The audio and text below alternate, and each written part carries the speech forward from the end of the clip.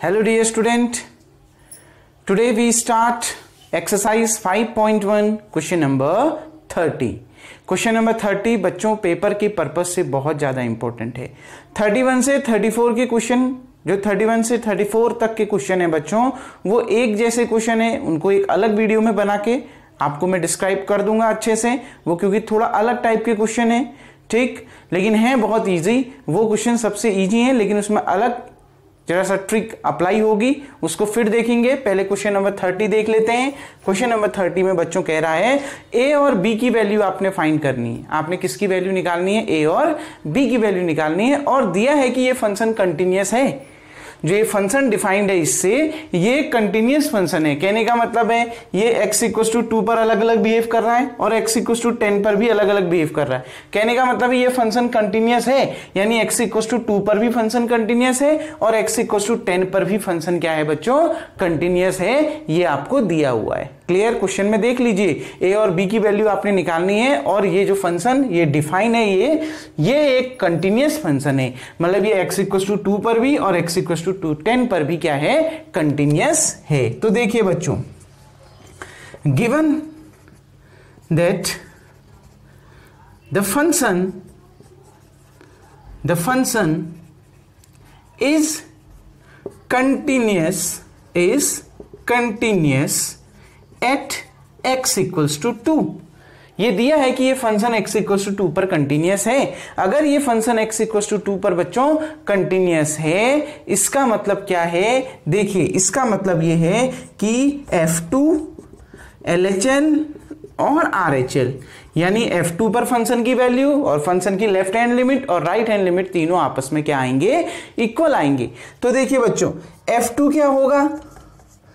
मतलब x equal to 2 पर function की वैल्यू क्या दी है? जब x इक्वल टू 2 है तो फंक्शन की वैल्यू क्या है बच्चों? 5। तो ये हो गया आपका 5। क्लियर? ठीक।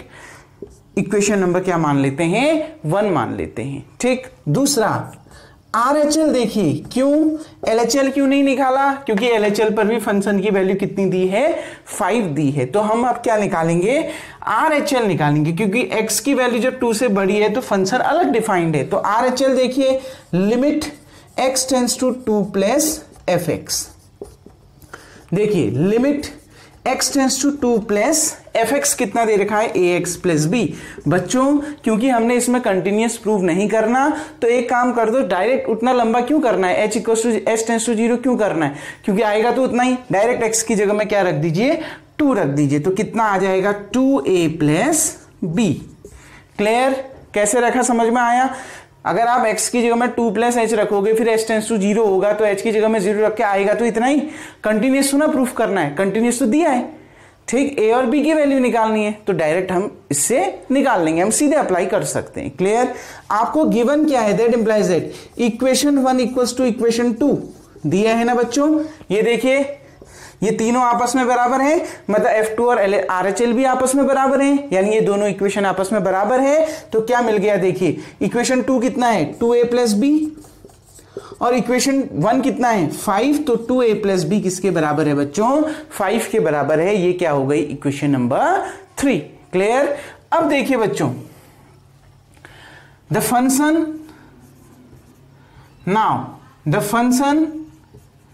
is continuous at x equals to 10। ये भी दिया है कि फंक्शन x equals to 10 पर भी कंटिन्यूअस है। दिया है ना बच्चों। तो x equals to 10 पर भी अगर फंक्शन कंटिन्यूअस है तो F10, LHL और RHL ये तीनों आपस में क्या होंगे बच्चों? इक्वल होंगे। F10 x इक्वल टू 10 पर फंक्शन की वैल्यू, फंक्शन की लेफ्ट हैंड लिमिट और फंक्शन की राइट हैंड लिमिट आपस में क्या होगी बच्चों? इक्वल होगी। ये आपको गिवन है। अब देखिए F10, तो F10 निकालते हैं। x इक्वल टू 10 पर फंक्शन की वैल्यू, जब x की वैल्यू 10 है, x इक्वल टू 10 है, तो फंक्शन कितना दे रखा है? 21। तो ये कितना हो गया बच्चों? 21। इसको मान लिया इक्वेशन नंबर 4। अब देखिए ध्यान से, अब RHL के लिए भी फंक्शन यही है।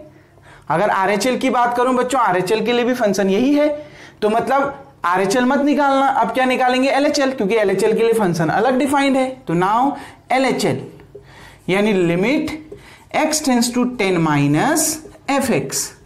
जब x की वैल्यू बच्चों 10 से कम है तो फंक्शन क्या है, ax प्लस b।